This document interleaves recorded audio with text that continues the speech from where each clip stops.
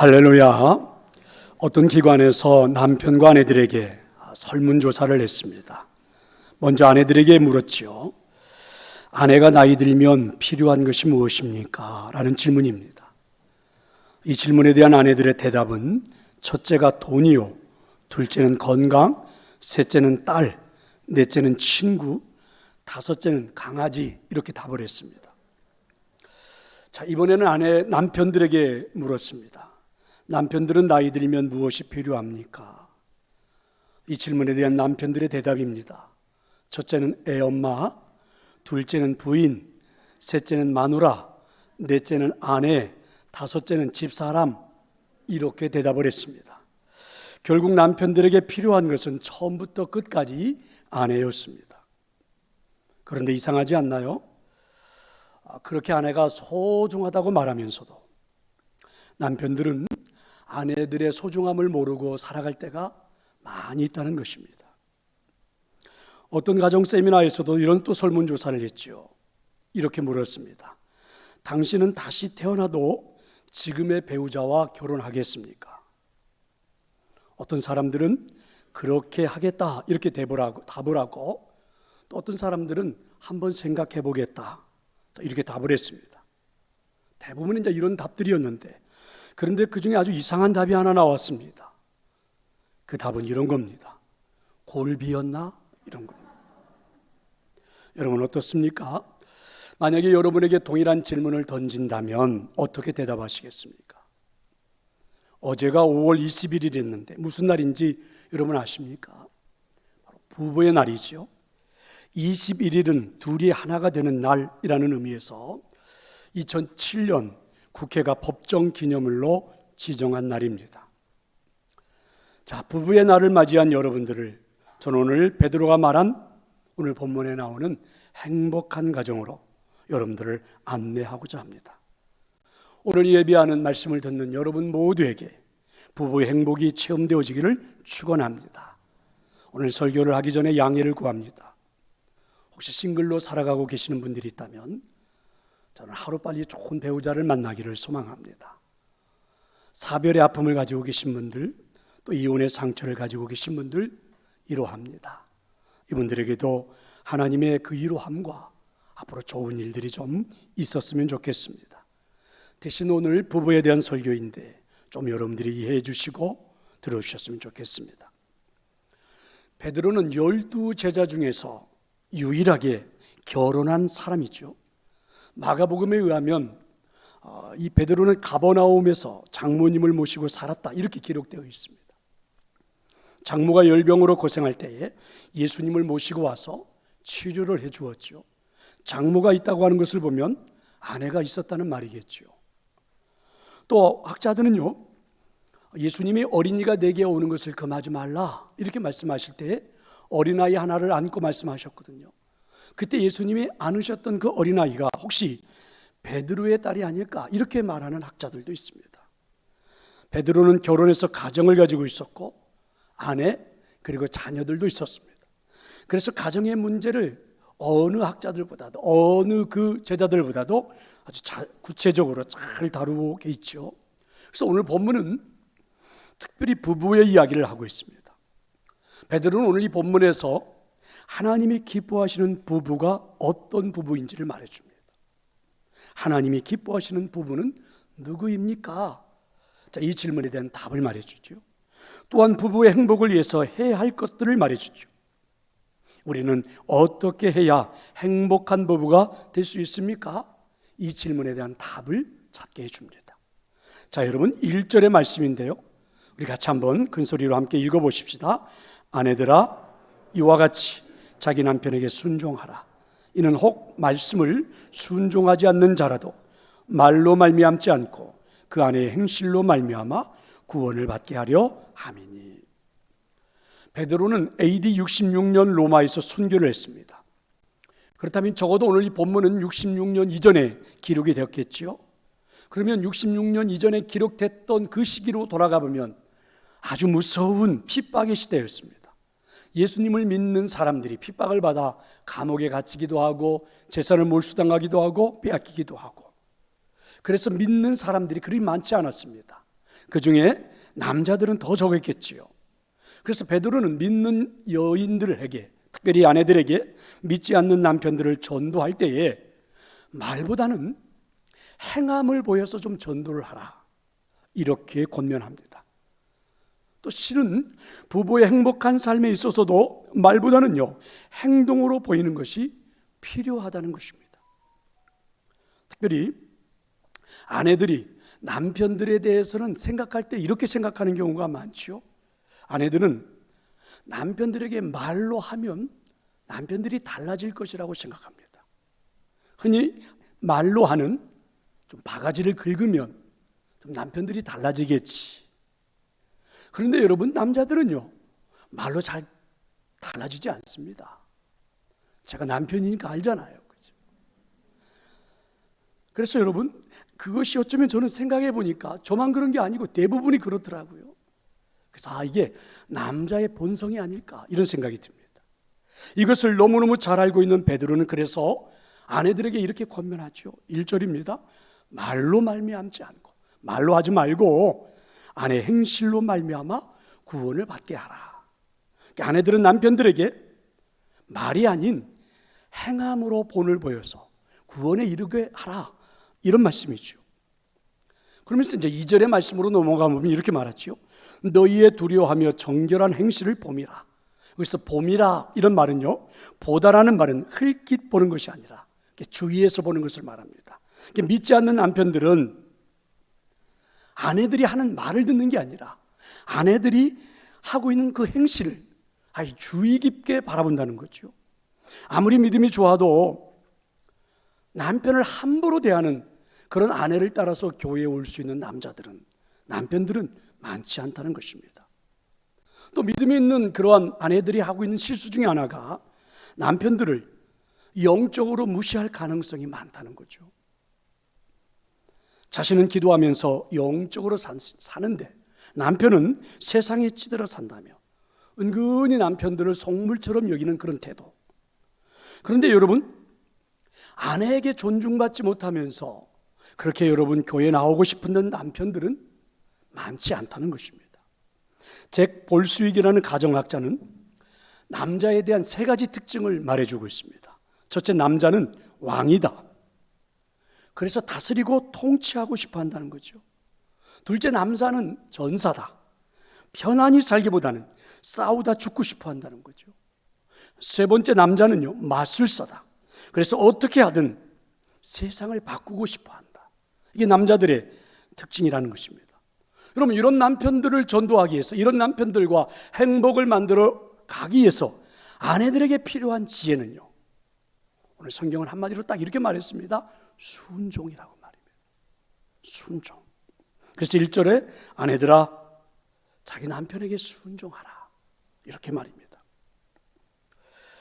그런데 아내들이 이 말씀을 들으면 어떤 느낌이 들까? 말보다는 순종하는 행동으로 전도하라.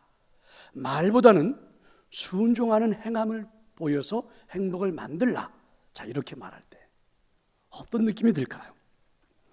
자, 여기서 저는 순종한다는 것이 무엇인지를 한번 생각해 보려고 그래요. 순종한다는 말을 그냥 문자적으로만 해석하지 말고 순종한다라는 그 말 속에 들어있는 하나님의 은혜가 뭘까? 하나님이 어떤 의미로 말씀하시는 걸까? 순종한다라는 말 속에 담겨져 있는 부부의 행복을 만들어가는 의미는 어떤 것일까? 한번 생각해 보자는 거죠. 먼저 아내 여러분, 성경에서 여러분들에게 아내들이여 남편에게 복종하라, 이 말을 들으면 조금은 거부감이 들지 않나요? 어떤 분들은 이렇게 말하는 분들도 있더라고요. 짜증난다. 그럴만해요. 혹시 이런 생각을 하고 있는 것은 아닙니까? 아니, 왜 여자만 남자에게 복종해야 됩니까? 이렇게 말하지 않나요? 또 이런 감정도 떠오르지 않습니까? 아니, 존경할 것이 있어야 존경하지, 이렇게 말입니다. 남편들이요, 좀 잘 좀 하시지. 그럼 오늘 좀 제가 설교를 좀 힘있게 외칠 수 있도록 그동안 좀 잘 좀 하셨으면 좋았을 텐데. 그렇습니다. 남편들이 아내에게 존경받을 수 있어서 아내들이 마음으로 남편을 존경할 수 있으면 참 좋을 것 같아요. 근데 여러분, 존경할 수도 없는 남편, 좀 더 심하게 말하면 형편없는 남편에게 순종하라? 이해가 안 되겠지요. 거부감도 들겠지요. 짜증도 나겠지요. 그런데 여러분, 성경 어디에도 아내들이 남편을 존경하라 이렇게 말할 때 존경할 만한 남편을 존경하라 이렇게 말한 구절은 하나도 없다는 것입니다. 마치 남편이 아내를 사랑할 때 사랑할 만한 아내를 사랑하라 이렇게 말하는 성경 구절도 없는 것과 똑같습니다. 존경할 만한 남편을 존경하라고 성경이 말하고 있지 않은 이유가 무엇입니까? 존경할 만하지 않아도 남편이니까 무조건 존경하라 이런 뜻입니까? 그런데 여러분, 만일 존경할 만한 남편만 존경하라고 했다면 이 세상에 몇 명이나 존경받을 수 있는 남편이 있을까? 사랑할 만한 그런 아내만 사랑하라고 했다면 사랑받을 만한 아내는 몇 명이나 존재할까? 여러분, 자신 있나요? 저는 한 34년, 35년째 살아오지만 자신 없습니다. 제가 살아온 인생을 두고 존경받을 만하다 이렇게 말할 수 있는 자신이 별로 없습니다. 혹시 성경이 이렇게 말하는 것은 이런 의미가 있는 것은 아닐까? 존경할 만하기 때문에 존경하는 것이 아니라 존경하다 보면 존경할 만한 남편이 될 수 있기 때문이다. 한 명도 아멘을 안 하시네요. 그래서 말씀하는 건 아닐까? 사랑할 만하기 때문에 사랑하는 것이 아니라 사랑하다 보니까 사랑할 만한 아내가 되기 때문에 사랑하라 이렇게 말씀하시는 것은 아닐까? 순종할 만하기 때문에 순종하는 것이 아니라 순종하다 보면 순종할 만한 남편이 될 수 있기 때문이 아닐까라는 말씀입니다. 세계적인 전도자 또 설교가이기도 하죠. 미국의 빌리 그레함이라는 목사님이 계십니다. 아주 뛰어난 분입니다. 그의 부인은 룻 그레함이죠. 이 두 분은 90세 이상을 해로하면서 평생 인고 부부로 살았습니다. 한 번은 기자가 빌리 그레함의 부인 룻 그레함에게 물었죠. 혹시 당신은 남편을 미워한 적이 있습니까? 그랬더니 이 부인이 한참을 생각하더니 이렇게 말했습니다. 아니요, 저는 한 번도 남편을 미워한 적이 없습니다. 기자가 생각을 했습니다. 그러면 그렇지, 두 분이 인꼬부부로 살았는데, 정말 다정하게 살았는데 정말 모범적인 부부야 이렇게 생각하고 있는데 글쎄 빌리 그레함의 부인인 룻 그레함의 다음 이렇게 말하는 겁니다. 남편을 미워한 적은 없지만 죽이고 싶을 때는 많았어요. 여러분, 끝까지 들어봐야 될 것 같아요. 그렇죠? 어떻습니까? 여러분은 세계적인 전도자 빌리 그레함 부부가 이 정도라는 것이 여러분에게는 충격입니까? 아니면 위로가 됩니까? 저한테는 굉장히 위로가 됩니다. 그렇게 훌륭한 남편을 여러분 가끔 죽이고 싶었다니, 도대체 남편들이 얼마나 잘해야 존경받을 만할까? 이게 우리의 모습이죠. 그렇게 위대한 전도자를 남편으로 둔 아내가 남편을 죽이고 싶었다면 이 세상에 존경받을 만하기 때문에 존경할 만한 남편은 몇 명이나 되겠습니까? 그런데 여러분, 빌리 그레함의 부인 룻 그레함은 그 다음에 더 의미심장한 말을 했습니다. 남편을 사랑하는 것은 내 일입니다. 그러나 남편을 선하게 만드는 것은 하나님의 일입니다. 그렇게 기도도 많이 하고 믿음으로 사는 아내도 남편을 선하게 만들 수 없다는 거죠. 다만 그가 할 수 있는 일은 남편을 사랑하는 것이 전부였습니다. 내가 할 수 있는 일은 남편을 사랑하는 것. 그랬더니 하나님이 남편을 선하게 만드시고 계신다는 거죠. 내가 아내를 사랑하면 하나님이 아내를 변화시킨다는 것이죠. 부부 생활하면서 경험하는 것입니다. 남편이나 아내가 잘 변하지 않습니다. 아니, 거의 변하지 않아요. 그럼에도 불구하고 우리는 사력을 다해서 남편이나 아내를 변화시키려고 하고 있다는 거죠. 대판 싸움을 벌이면서 말입니다. 안 될 때는 자포자기에 빠져 결혼을 그만두고 싶어 하면서도 우리는 그렇게 하죠. 특히 믿는 아내가 믿지 않는 남편에 대하여 갖는 문제가 이것 아닙니까? 그렇게 오랫동안 내가 기도했는데 그렇게 오래 기다려도 남편이 잘 변하지 않아요. 그렇다고 믿는 아내가 이혼하자고 말할 수도 없고 속만 상하죠.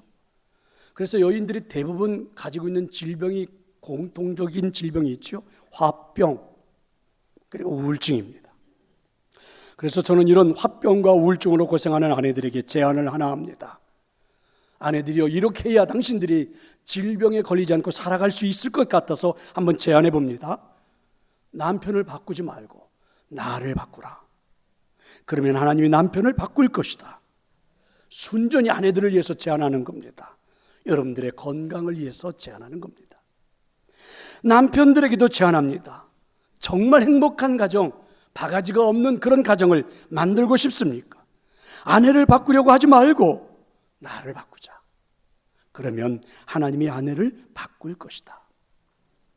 사랑하는 아내들이여, 남편은 내가 바꿀 수 없습니다. 남편의 변화는 나의 영역이 아닙니다. 되지도 않는 일을 위해 헛된 시간 낭비하지 맙시다. 헛된 감정 낭비하지 맙시다. 그러나 나를 바꿀 수는 있잖아요.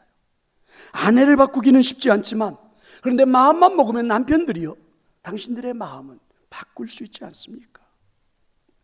아내들이요, 자신을 바꾸는 방법을 오늘 성경은 이렇게 우리에게 친절하게 안내를 해줍니다. 바로 3절과 4절이죠. 너희의 단장은 머리를 꾸미고 금을 차고 아름다운 옷을 입는 외모로 하지 말고 오직 마음에 숨은 사람을 온유하고 안정한 심령에 썩지 아니할 것으로 하라. 이는 하나님 앞에 값진 것이니라. 아내들은요, 자신들의 외모를 가꾸기 위해서 많은 시간들을 드립니다. 돈을 들이죠. 정열을 썼습니다. 근데 저는 가끔 그런 생각을 할 때가 많이 있죠. 저렇게 가꾸는 것은 누구를 위한 것일까? 아니, 나랑 같이 있을 때는 그저 대충 하고 있으면서 몸빼바지 입고 펑퍼짐한 옷을 입고 화장은 그렇다 치더라도 세수도 안 할 때가 있으면서 어디 나가려고 하면 저렇게 정성을 들이는 걸까? 사실 우리 남자들이 밖에 나가보지만 예쁜 여자들이 너무 많아요. 그렇죠? 이쁜 여자들이 도처에 있습니다. 오늘 이 베드로가 말씀을 전하는 시대하고는 지금 현대는 많은 차이가 있죠. 그렇지만 여러분들에게 저는 권면하고 싶습니다. 아내들이요, 외모도 가꾸어야 하는 시대입니다. 가급적이면 좀 예쁘게 가꾸시면 좋겠어요. 좀 운동도 좀 해서 좀 몸매도 좀 잘 가꾸시고, 그리고 여러분 몸빼바지만 입지 말고 좀 예쁜 옷도 입고 좀 고운 모습도 보여주는 조금은 이런 지혜가 좀 있었으면 좋겠습니다. 그러나 여러분, 외모의 변화도 중요하지만 정말 중요한 것은 내면의 변화죠. 오늘 말씀은 이렇게 말합니다. 오직 마음에 숨은 사람을 온유하고, 우리 내면의 마음을 좀 온유한 마음으로, 그러니까 상대방을 바꾸려는 노력에 10분의 1만 들여서 하면 10분의 1만 노력하면 충분히 나를 바꿀 수 있다는 겁니다. 상대방의 변화에 따라서 내 감정이 우울해지고, 상대방의 변화에 따라서 내 인생에 불행이 왔다 갔다 하고 이러지 말고 차라리 자신의 변화를 위해서 한번 노력해 봅시다. 충분히 가능할 것입니다. 사랑하는 성도 여러분, 특별히 사랑하는 부부 여러분, 특별히 아내들이요, 남편에게 순종하는 일은 결국 남편을 멋지게 세우는 일입니다. 남편을 변화시키는 일은 하나님이 하시겠지요. 아내들이요, 마음에 온유한 마음을 품고 내면의 변화를 이루어 한번 순종하는 일을 시작해 보십시오. 순종할 만한 남편, 멋진 남편들로 여러분 앞에 세워질 것입니다. 하나님이 기뻐하시는 행복한 부부 생활 할 수 있기를 축원합니다. 하나님이 기뻐하시는 부부는 누구입니까? 우리는 어떻게 해야 행복한 부부가 될 수 있습니까? 자, 여러분 7절입니다. 남편들이 특별히 7절의 말씀을 잘 한번 읽어보시고 들었으면 좋겠는데요. 7절의 말씀 같이 읽겠습니다. 남편들아, 이와 같이 지식을 따라 너희 아내와 동거하고 그를 더 연약한 그릇이요 또 생명의 은혜를 함께 이어받을 자로 알아 귀히 여기라. 이는 너희 기도가 막히지 아니하게 하려 함이라. 남편들이요, 오늘 이 본문에는 이렇게 말씀했습니다. 기도가 막히지 아니하려 함이라. 그러니까 부부의 삶에는요, 여러분 영적인 차원도 존재한다는 거죠. 부부는 다만 밥 먹고 사는 게 아니죠. 부부는 다만 행복하게만 누리고 사는 것이 아닙니다. 여러분, 행복이 가정 자체의 목적일 수는 없다는 거지요. 행복은 가정의 목적이 아니라 오히려 오늘 말씀 들어본다면 선물이지요.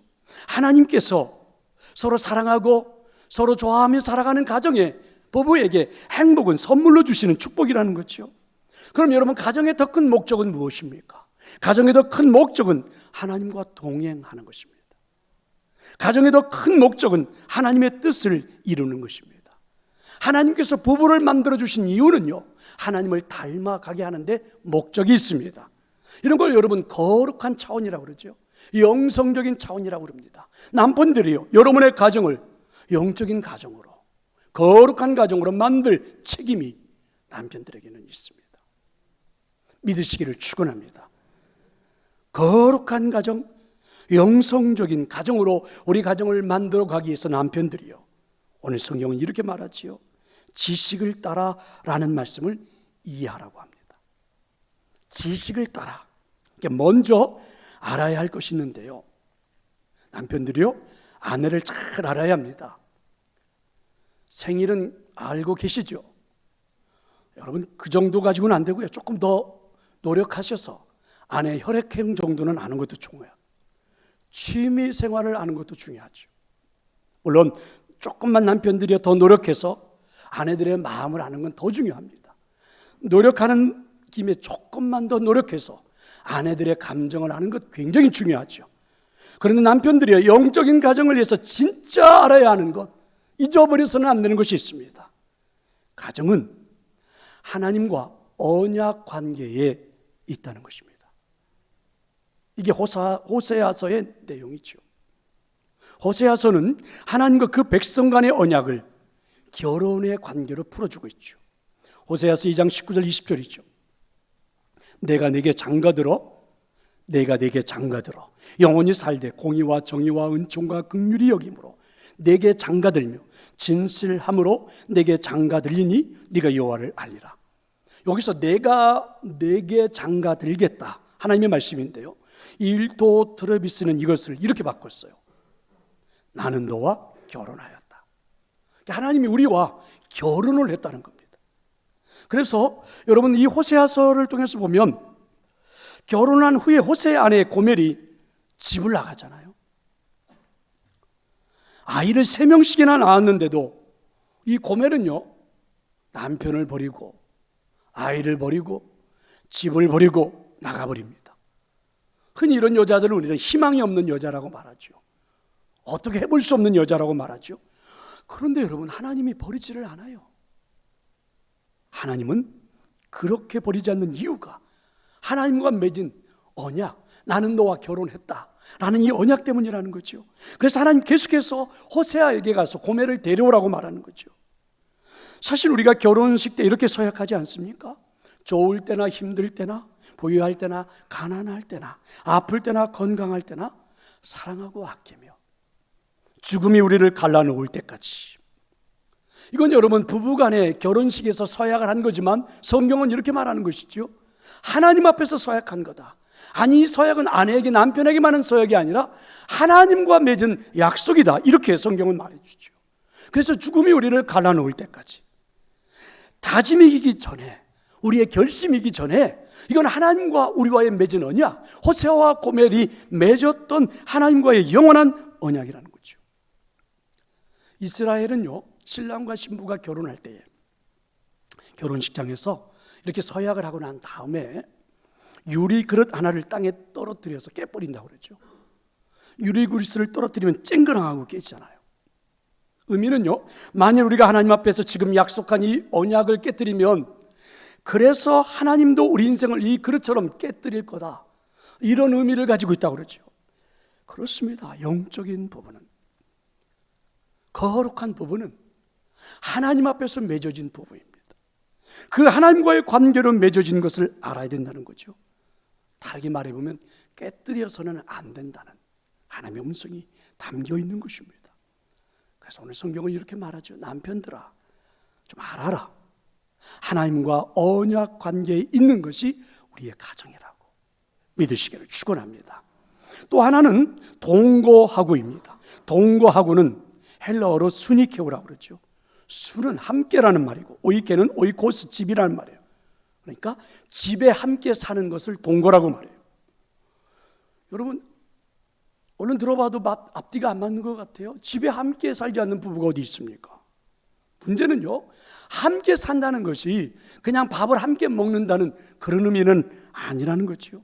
동거를 하지만 함께 살지만 별것처럼 사는 사람들이 있다는 이야기죠. 여러분 한국말은 참 재밌습니다. 별거는 이런 말이라네요. 별거 아닌 것 같고 따로 사는 것, 이게 별거라네요. 사실 우리가 살아보지만 함께 산다라는 것은 많은 고난이 있습니다. 어려움이 있지요. 이런 이야기 들어보셨나요? 결혼은 하면 괴롭고 안 하면 외롭고.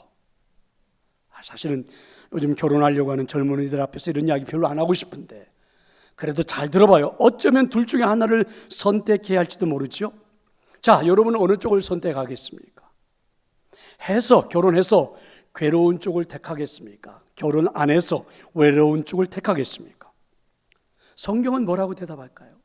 성경은 우리에게 괴로워도 하는 쪽을 택하라. 왜냐하면 여러분 결혼으로 인해서 오는 괴로움은 다 나쁜 것만은 아니기 때문이라는 겁니다. 히브리어로 결혼은요 키두신이라고 말합니다. 거룩이라는 뜻이에요. 왜 결혼이 거룩입니까? 결혼하면 괴로운 일도 생기지만 그 일들을 통해서 우리가 성화되어져 가기 때문에 결혼을 거룩함이라 이렇게 말하는 거죠. 그래서 이것을 알고 결혼한 사람이 마틴 루터입니다. 마틴 루터는 본래 수도사 아니에요? 그가 결혼한 후에 그는 이렇게 말을 했습니다. 혼자 살면 개인은 성인이 될 수 있으나 결혼하면 세상이 변한다. 세상이 성화된다. 그러니까 여러분 성인과 성화의 차이가 결혼이라고요. 혼자 살면 혹시 성인이 될 수는 있을지 모르지만 결혼해야만이 세상이 성화가 되고 변화된다는 거죠. 결혼하면서 사실 세상이 성화되기 전에 내가 먼저 변화되는 거 느끼지 않습니까? 부모가 되어 봐야 부모의 마음을 알고, 그죠? 그 다음에 하나님의 마음도 알죠. 자식 때문에 고생해 보면 아하, 우리 부모가 나를 얼마나 사랑했는지, 하나님이 나를 얼마나 사랑하는지를 알지요. 결혼해야 철이 듭니다. 맞지요? 왜 아멘들을 안 하십니까? 부부 여러분, 부부 문제 때문에 괴로워 죽겠다 이렇게 말하지 맙시다. 왜냐하면 우리는 지금 철들고 있는 중이기 때문에 그렇죠. 김종환이라는 가수가 사랑을 위하여라는 그런 노래를 부르는데 불러보고 싶지만 설교하다가 잘 안 나와서 못 부를 것 같고요. 거기 보면 가사 중에 이런 가사 있습니다. 내가 아플 때보다 네가 아파할 때 내 가슴을 철들게 했고. 어쩌면 가사도 그렇게 잘 썼는지. 그렇습니다. 단언코 말합니다. 여러분은 지금 그 남편, 그 아내를 만나서 그만큼 여러분이 변화된 겁니다. 다르게 말해볼까요? 여러분은 지금 그 남편, 그 아내를 만나서 사람 된 거예요. 부인할 수 있습니까? 사실은 여러분, 우리는 지금 가끔은 싸우고 다투기도 하지만 만약에 그 사람이 없었다면, 남편, 아내가 없었다면 우리는요 그만한 사람 될 수가 없었어요.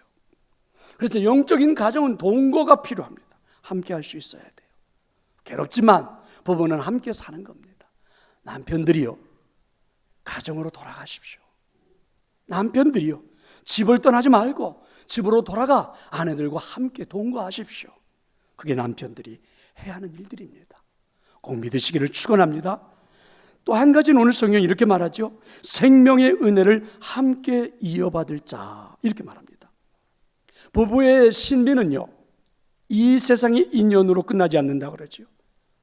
오늘 성경에 보니까 인연이 죽음 이후까지도 이어진다고 그래요. 그래서 성경은 그것을 생명의 은혜를 함께 이어받은 자, 이렇게 말씀하죠. 이 세상에서 여러분 유일하게 무덤 하나에 같이 들어가는 사람들이 부부입니다. 아무리 효자라 할지라도 아버지하고 함께 합장하는 아들은 없어요. 아무리 엄마가 좋아도 딸들이 엄마의 무덤 속에 같이 합장하는 딸들은 거의 없어요. 아니, 본 적이 없습니다. 그런데 여러분 유일하게 함께 무덤 속에 들어갈 수 있는 사람들이 부부예요. 평소에 사이가 안 좋은 분들 죽기 전에 빨리 화해하십시오. 무덤 속에서도 싸우지 말고요 말입니다. 영화 타이타닉을 보면 마지막 장면에 물속에 빠진 두 부부가 있습니다. 스트라우스라는 부부죠. 배가 전복되자 어린아이하고 여인들을 보트에 태워서 먼저 살게 하자는 거죠. 그래서 이때 남편은 아내를 보트에 태웠습니다. 그런데 부인이 남편을 보다가 다시 보트에서 내리는 겁니다. 그리고 말하죠. 아니에요, 난 보트를 타지 않을 거예요. 우리는 그동안 함께 많은 시간 행복하게 보냈어요. 이제 어디로 가든 나는 당신과 함께 가겠어요. 그리고는 손을 꼭 잡고 둘이 물속으로 사라집니다. 이것이 바로 생명의 은혜를 함께 이어받은 자주요. 사랑하는 성도 여러분, 오늘은 부부 주일입니다. 부부가 된 여러분 모두를 축복합니다. 행복한 부부 생활을 위해서 노력하는 아내들을 위해서, 행복한 부부가 된 그 부부 생활을 위해서 노력하고 있는 남편들을 위해서 저는 좋은 팁 하나 드리고 오늘 설교를 마치겠습니다. 영국의 니키 건블 목사님이 사랑에 대한 정의를 이렇게 내리더라고요. 사랑은 상대가 옳았을 때 인정해 주는 것과 옳지 않았을 때 인정해 주는 것, 그게 사랑이라는 거죠. 우리가 착각하는 거죠. 사랑은 달달한 감정만이 사랑이라고 그러는데 전부는 아닙니다. 여러분, 사랑은요 연애 감정이 전체라고 생각하는데 그렇지가 않아요. 정말 사랑은 이런 거지요. 잘하면 칭찬해주고 못하면 잊어주는 거, 이게 사랑이래요. 여러분, 부부들이요 한번 노력해 보실래요? 금방 효과가 나타날 겁니다. 만약에 여러분이 정말 잘하면 칭찬해주고 못하면 잊어주기만 한다면 남편들이 아내들을 바라보면서 말할 겁니다. 우리 아내가 달라졌어요. 내 아내가 정말 사랑스러워요. 이렇게 고백할걸요. 아내들이 달라질 겁니다. 싱글벙글하면서 나는 정말 이런 남편 만나기를 잘했어요. 내 남편이 되어주어서 너무 고마워요. 아마 아내들이 그렇게 고백할걸요. 이런 행복한 가정, 행복한 부부를 만들어 갈 수 있기를 축원합니다. 제가 여러분들에게 찬양도 한 곡 선곡해 드리고 싶었는데 아무리 찾아봐도 무슨 찬양